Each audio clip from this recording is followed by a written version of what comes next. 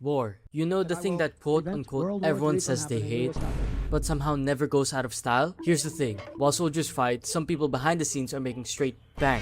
Today we're breaking down the oddly profitable side of conflict. But let's get one thing straight. War isn't just about flags, freedom, or enemies. It's also an economy. Every bullet, every tank, every dramatic press conference. Someone's cashing in a check. Superpowers like the USA and Russia, they've turned this into an art form. They rarely fight on their own turf.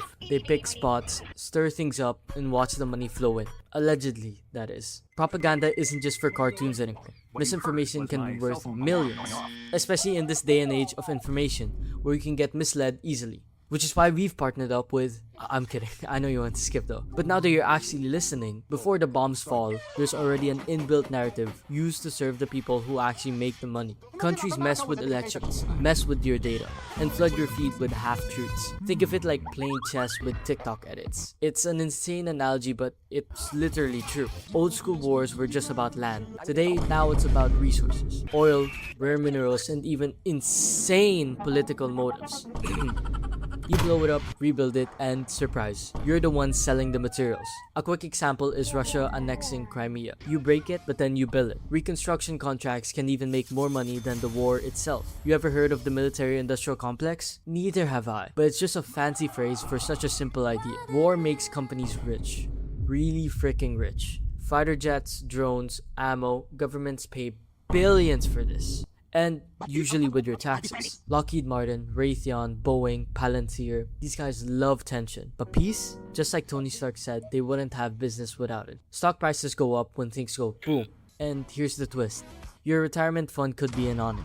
Pension funds and banks often invest in defense companies, meaning you might be unknowingly funding missiles with your college savings. And congrats, you might be an arms investor without even knowing. But it's not just megacorps. Small businesses cash in too. The governments need everything. Laundry, catering, apartments for troops. Some people literally become millionaires supplying bedsheets or translators during wars. Okay, that's cool and all, but what about us, the normal people?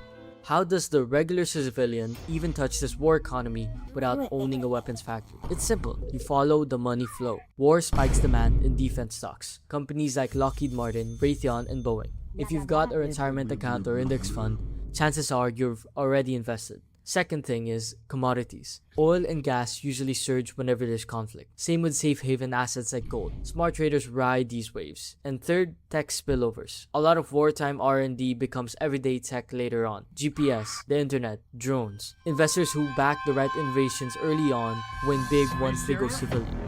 And, of course, war is a tragedy for most and opportunity for very few. But the big question is, should anyone be profiting from this bloodshed? Eisenhower warned us in 1961, and yeah, we did not listen. War also pumps money into local economies. Factories reopen, jobs appear, new tech gets tested, sometimes even on real battlefields. And what about defense stocks? They skyrocket after every major event. During World War II, war basically ended the Great Depression. But is it morally right? No, but nothing ever happens. You can't say stop to the war. It's a battle of politicians. All you could do is hope for the best. Maybe even protest or speak your mind on current events. I've linked some charities down below to current events that genuinely need it. So please check it out. Even if you don't have any money to donate, checking it out to become aware of these things that are happening right now, this second, is very important. So, how do you make bank from war? You become a superpower. You sell the weapons. You rebuild the ruins. You don't have empathy for your victims. And you supply the snacks. It's ugly, but it does work. The moral is nothing. War isn't just fought, it's sold. It's a battle of young people puppeteered by politicians. It's weirdly effective at making money, and it's definitely messed up. But it's also a reminder that behind every headline and death is someone counting their money.